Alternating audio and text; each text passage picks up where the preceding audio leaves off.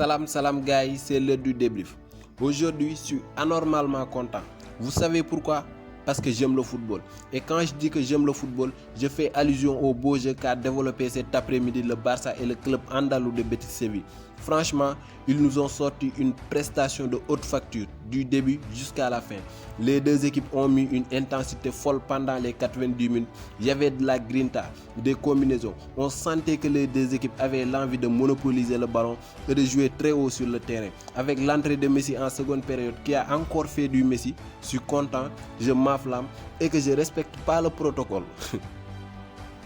Mais revenons un peu en arrière. Cet après-midi, Ronald Koeman nous a mis une composition d'équipe sans Lionel Messi, qui était sur le banc. C'est un choix fort, mais il montre que c'est lui le boss.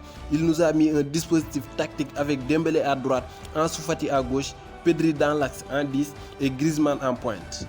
J'ai beaucoup aimé Griezmann aujourd'hui. Il est beaucoup critiqué. Il n'a pas encore payé son dû, c'est-à-dire il a coûté beaucoup de fortune au club. Il ne marque pas. Il est fantomatique. Certes. Mais aujourd'hui, je trouve qu'il a fait un bon match. Malgré qu'il devait partir minimum, je dis bien, avec un doublé à la mi-temps, avec ce penalty raté. Mais il a fait un match correct dans l'ensemble. Il a fait des courses cohérentes. Il avait cette envie de bien faire. Il prenait des initiatives et il a eu des occasions. Le seul hic, c'est qu'il n'a pas cadré ses frappes. Du coup, sa prestation est mitigée, limite acceptable. Attention le ballon pour Ousmane Dembélé qui va armer sa frappe, qui fait un crochet, la frappe du gauche. Oh oui. Et le petit bijou signé Ousmane Dembélé avec ce crochet, la frappe surpuissante. Même Lionel Messi applaudit. Mais j'ai adoré aussi Ousmane Dembélé. On est en train de le retrouver peu à peu. Mais le problème en est qu'il y a une manque de constance dans ce qu'il fait. Des fois, il peut être très fulgurant, mais des fois aussi, on ne le sent même pas. N'empêche, il a réalisé du Dembélé aujourd'hui avec son fameux crochet du droit, dont lui seul il a le secret. Puis enchaînement frappe du pied gauche pleine lucarne. Une frappe limpide, pure et sec. Il nous a vraiment régalé aujourd'hui, mais certes, à multiplier ce genre de performance dans le long terme.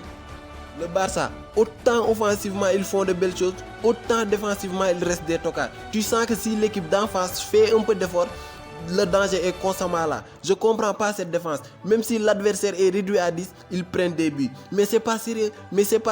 Tu joues avec des équipes qu'on ne connaît pas, tu te manges des buts. Tu joues avec des attaquants qu'on ne connaît pas aussi, tu te manges des buts. Mais ça va arrêter quand? Piqué et Langlais, ils sont toujours hors de position. Si on associe les 5 de derrière, je dis bien, les deux centraux et les deux latéraux, Marc-André Ter Stegen est le meilleur défensivement parlant, ce qui n'est pas normal d'ailleurs. Il est seul au monde. Ceux qui sont devant lui et le cercle de défenseurs, mais ils ne l'aident pas, ils ne sont pas au niveau. Donc du coup, c'est ce qui m'amène à la conclusion que le Barça doit faire des efforts et de recruter de vrais défenseurs.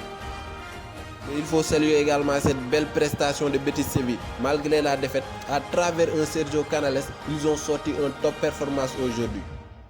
Et pour finir, il y a des gens, il ne faut pas les attaquer. On ne s'attaque pas à des gens comme ça. Ces temps-ci, j'ai entendu toutes sortes de sottises.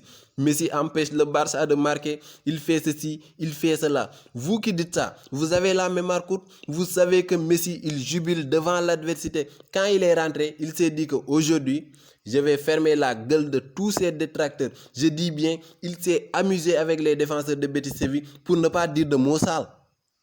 Non mais en toute honnêteté, Messi est un Messi. Quand je dis Messi, je ne fais pas allusion à Lionel Messi en tant que tel, mais Messi en tant que prophète, je dis bien, il est doté d'une mission messianique. Franchement, il est le sauveur. Lorsqu'il est rentré sur le troisième but, mais vous avez vu son jeu sans ballon, il amène le joueur et le gardien de but et Antoine Griezmann qui vient en second rideau et qui claque son but. Il a été sensationnel cet après-midi.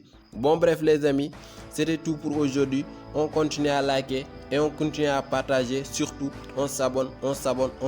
Sur ce, prenez tout soin de vous et la paix sur vous.